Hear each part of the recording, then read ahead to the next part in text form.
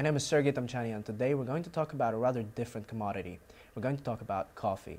We have Alessandro and Christian here, who are specialists on exotic commodities at Warwick Investment Fund.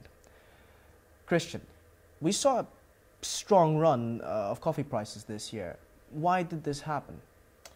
Yeah, we saw a very strong increase in coffee prices this year. They increased about 70% since the beginning of the year. This is mainly due to the fact that coffee is a so-called soft commodity. So we are looking at an agricultural product and whose, supply solely depends on atmospheric conditions that are beyond our control. And therefore, weather is a very significant driver of coffee prices. So a good example for that would be for the first 3 months of 2014, we had low rain forecasts for Brazil.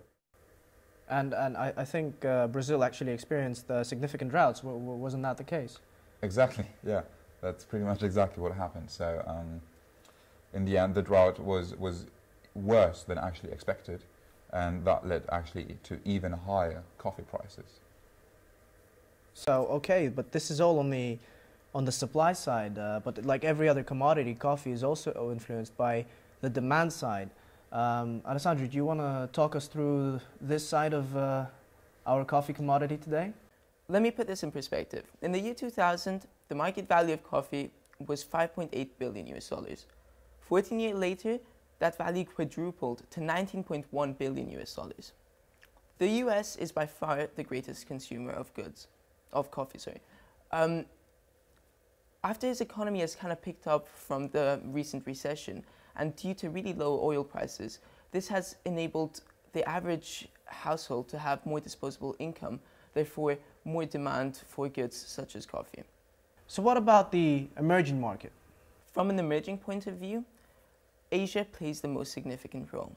Take a look at Starbucks. Now, they're by far the greatest coffee retailer in the world.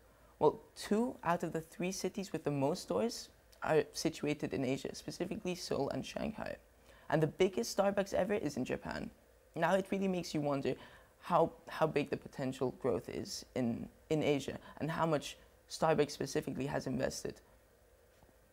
If you think of China specifically, there are about 230 million middle-class citizens whose cultural shift tends to a more idealized Western society where coffee does play a significant role. In China, it is expected, the coffee market is expected to grow at a 9% annual rate for the next 5 years, which is a really significant data, especially for the coffee market. I would just like to mention this. In January and February, there was a mania in China over cafe latte. Now, the mania was so big that futures of dairy products shot up by 4%. Now, this really shows the potential growth in China and especially Asia as a whole of coffee market, which, if really gets instilled within their traditions, could have a huge impact on future prices. So what is your outlook for 2015? Well, obviously it's very hard to predict exactly what's going to happen.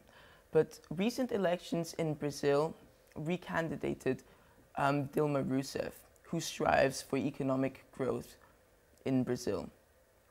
The Brazilian central bank has decided to hike interest rates, which has led to an appreciation of the real against the US dollar.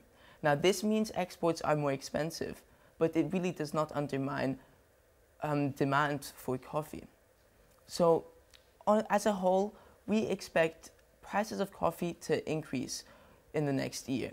This is due to higher export costs, obviously shortages in supply, and ultimately an increase in global demand, which will affect the price of coffee. Some interesting information about coffee and coffee mania on the other side of the world. We thank the commodities team for their contribution today, and we look forward to many more conversations. Thank you, guys. Thank you, Thank Sergey. you.